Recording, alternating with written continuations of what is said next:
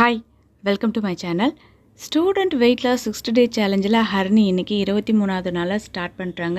இன்றைக்கி அவங்களோட வெயிட்டை செக் பண்ணி பார்க்கும்பொழுது 63 கிலோ 250 கிராம் இருக்காங்க. இதை ஃபஸ்ட்டு நம்ம நோட்டில் என்ட்ரி பண்ணிப்போம். இன்றைக்கி மார்னிங் அவங்க குடித்த ட்ரிங்க் என்ன அப்படின்னு பார்த்தீங்கன்னா, கிர்னிப்பழ ஜூஸ் தான் மார்னிங் கொடுத்துருந்தேன் அவங்களுக்கு.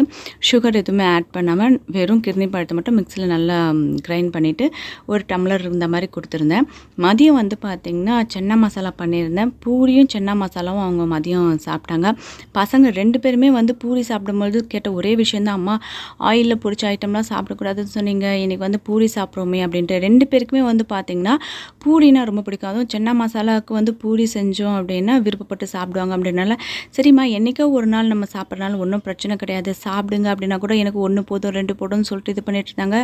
இல்லை ஒன்றும் பிரச்சனை கிடையாது, நீங்கள் சாப்பிடுங்க, நான் வீட்டில் தான் செஞ்சுருக்கேன், அதுவும் வந்து மைதாவில் செய்யல, கோதுமை மாவில் தான் செஞ்சுருக்கேன், அதுவும் சிறுதானிய கோதுமை மாவு தான், ஒன்றும் பிரச்சனை கிடையாது, சாப்பிடுங்க அப்படின்னு சொல்லிட்டு மதியானம் வந்து சென்னா மசாலாவும் பூரியும் வந்து சாப்பிட்டாங்க.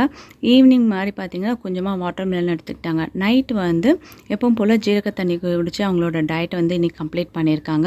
இதுக்கு நடுவில் அவங்க கொஞ்சமாக ஒர்க் அவுட் பண்ணியிருந்தாங்க. இந்த ஒர்க் அவுட்டில் வந்து ஸ்டாப் பண்ணாமல் பண்ணக்கூடிய ஒரு விஷயம் அப்படி என்னன்னு பார்த்திங்கன்னா, அந்த தோப்புக்கரணத்தை மட்டும் இன்னும் விடலை. கண்டினியூவாக வந்து டெய்லி ஒரு 20 தோப்புக்கரணம் அவங்க போடுறாங்க.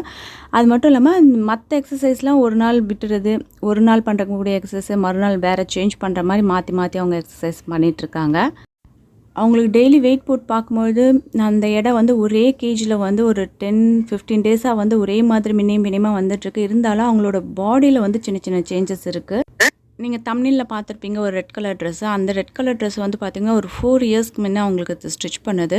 நல்லா காட்டன் மெட்டீரியல். அதுக்கப்புறம் வந்து பார்த்திங்கன்னா ரொம்ப டைட்டாகிடுச்சு. உள்ளே வந்து பிரித்து விடுறதுக்கு இடம் இல்லாமல் இருந்தது. போட்டாலும் ரொம்ப டைட்டாக இருந்தது, போடவே முடியாது அப்படின்ற மாதிரி. அதனால் அப்படியே எடுத்து வச்சுட்டாங்க.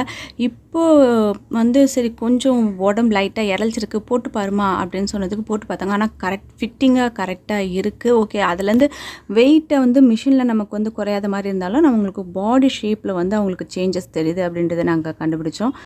முக்கியமாக ஏன் இதை நான் சொல்கிறேன் அப்படின்னா, ஹரிணி கூட என்னடா ஒரு 15-20 நாளாக ஒரே மாதிரி வெயிட்லேயே இருக்குமே, அதுக்கப்புறம் நம்ம குறைய மாட்டோன்றமே அப்படின்னு சொல்லிட்டு ஃபீல் பண்ணாலும் அவங்களோட உடம்போட மாற்றம் வந்து இப்போ வேறு ட்ரெஸ் போடும்பொழுது நமக்கு தெரியும். வெயிட்டுன்றது நம்ம காமனாக செக் பண்ணக்கூடிய ஒரு விஷயம். அது வந்து வெயிட்டில் நமக்கு ரெடியூஸ் ஆகலாம் கூட மசில்ஸில் நமக்கு வந்து அது ரெடியூஸ் ஆகும்போது இது மாதிரி சேஞ்சஸ் கிடைக்கும் அப்படின்றதுக்காக தான் உங்களோட ஷேர் பண்ணிக்கிறேன். இன்றைக்கி இந்த வீடியோ உங்களுக்கு பிடிச்சிருந்தது அப்படின்னா உங்கள் ஃப்ரெண்ட்ஸோட ஷேர் பண்ணுங்கள். இதற்கு நீங்கள் சப்ஸ்கிரைப் பண்ணாத விவசாயம் இருந்தால் சப்ஸ்கிரைப் பண்ணி பக்கத்தில் இருக்க அந்த பெல் ஐக்கானும் கிளிக் பண்ணிங்கன்னா ஃபியூச்சரில் வரக்கூடிய எல்லா வீடியோஸோட நோட்டிஃபிகேஷனும் உடனுக்குடனே கிடைக்கும். தேங்க்யூ.